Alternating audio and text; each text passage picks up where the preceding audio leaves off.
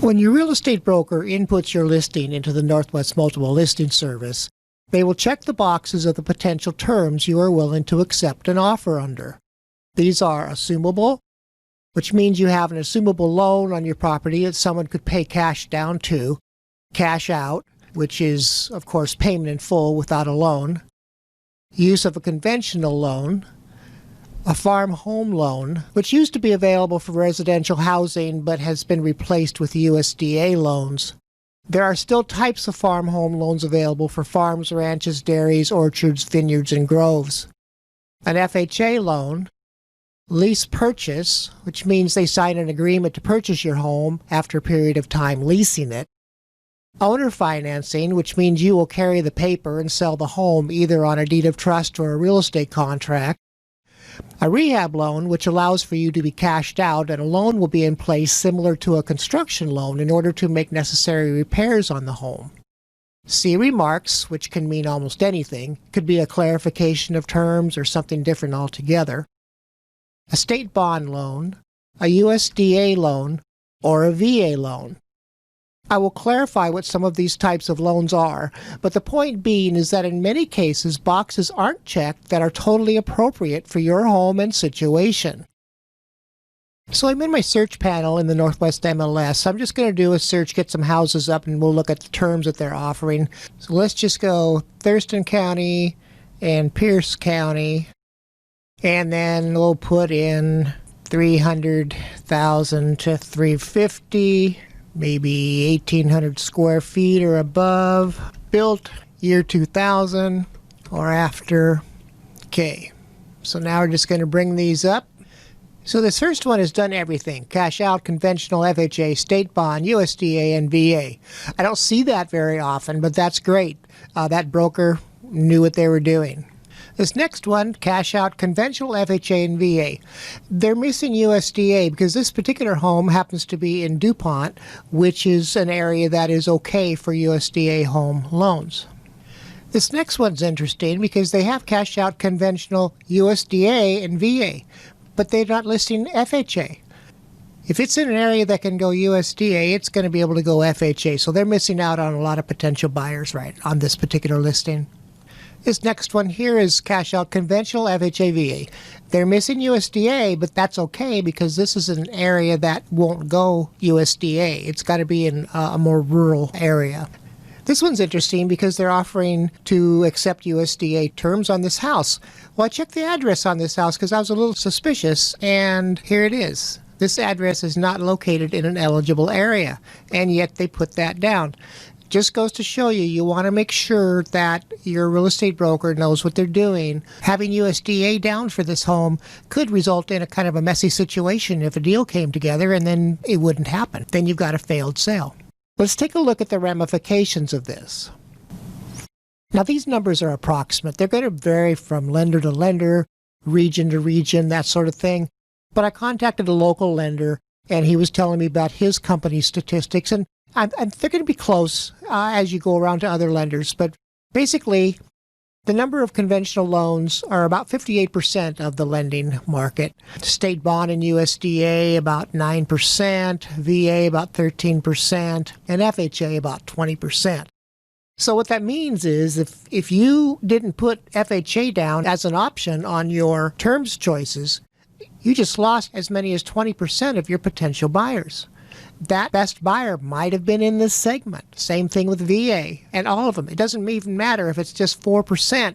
That buyer might happen to be there, that they were willing to pay you the most money. So the point being is, if your home is eligible for any of these programs, why not offer them? In some instances where a particular house might not be in the greatest of shape or whatever, a lot of times then, unless you're going to make those repairs, you're going to be stuck with probably a conventional loan with a lot of down payment because the assistance programs or the government programs, their standards can be a little higher. But if your house is in pretty good shape, there's no reason why you shouldn't be offering all of these choices if your house is eligible. I'll briefly talk about FHA, VA, USDA, and state bond loans to clarify some things related to them. An FHA loan is a mortgage that's insured by the Federal Housing Administration, which is FHA. Borrowers can qualify for an FHA loan with a down payment as little as 3.5% and a credit score as low as 580.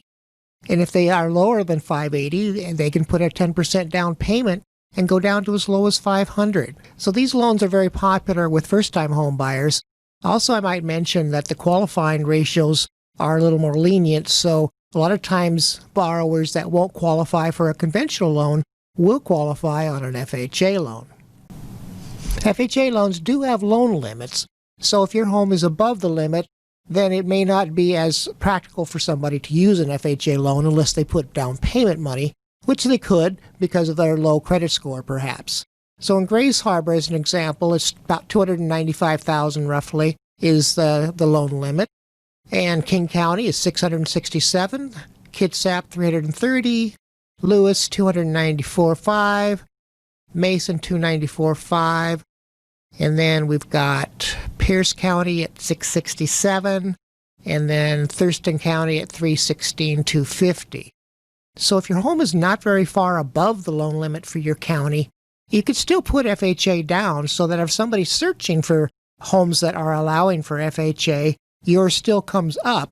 And it could be a situation where somebody needs an FHA loan. They do have a down payment, but they need an FHA loan simply because they have a low credit score. These loan limits change all the time. I recorded this in the summer of 2018, so you would want your broker to check to see what the loan limits are at the time you put your home up for sale. Most everybody is familiar with VA loans, and VA loans have their limits also. In King County, Snohomish County, and Pierce County, there's $667,000. San Juan County is $483,000, and all other counties in the state are $453,100. Again, similar to FHA, you don't want to discount the possibility that somebody may want to come in and use their VA benefits and put a down payment down over and above the loan limit. As with FHA loans, the loan limits do change, so if you're watching this after 2018, they're most likely higher than what they are at this point. A USDA home loan is a 100% financing, which means zero down payment, mortgage offered by the U.S. Department of Agriculture to home buyers in less densely populated areas of the country. Eligibility is determined by home location, income level, and other requirements. These are great loans for people who don't have a down payment, especially like first-time home buyers who haven't had a chance to build up equity in a home. The main difference between FHA and USDA home loans is that the USDA home loans do have areas that are not eligible for those. So here's a map showing you the areas that are eligible in the general region that we handle. The darker areas, the beige areas here, are the ones that are not eligible, and everything else outside of that is. As with the example I showed you before, you don't want to discount USDA home loans, but you do want to make sure that your home is in a location that is eligible for USDA home loans. The Washington State Housing Finance Commission offers low-interest mortgage programs, down payment assistance, and home buyer education courses. It was established in 1983 to help Washington first-time home buyers. The commission itself doesn't lend money. Private lenders make the loans, and the commission is entirely self-sustaining. Similar to USDA loans, the state bond programs help people get into a home that otherwise would not be eligible. With these government and private financing type loans, there typically are some costs that a seller will incur, so I prepared this example for FHA and VA. You'll see this is for a $300,000 selling price. If the loan were conventional, there are no necessary costs. On an FHA, there's approximately $300, and on a VA, could be around $1,100, $1,200. These are costs that are either customarily or required to be paid by the seller, as the government won't allow certain costs to be paid by the buyer. Don't discount allowing these terms, because most of the time, these extra costs that a seller may incur on these can be lessened or, in fact, eliminated through negotiations of the purchase price of the home or other matters, such as a buyer taking over certain costs of repairs or what have you. So to recap, just make sure that you keep your potential terms as broad as possible so that you don't miss out on that one best buyer for your home that could come from one of these segments that for some reason just wasn't checked on this input sheet. Work with your real estate broker to make sure that all possibilities that are available to you are offered to potential buyers. Lastly, as time goes on, the mortgage market and home prices change. So what you should get out of this is the whole concept I'm trying to teach here as far as keeping the terms you're offering as broad as possible. Don't get hung up on any particular numbers or percentages or what have you. They do change over time. Thank you for taking the time to go through this tutorial. As real estate professionals, our goal is to get the maximum amount of net equity out of your home for you. The terms you offer can very well affect what your net will be.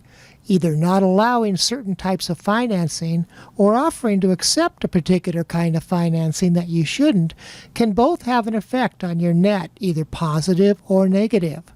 Make sure your real estate broker is aware of the ramifications and can advise you properly in this decision.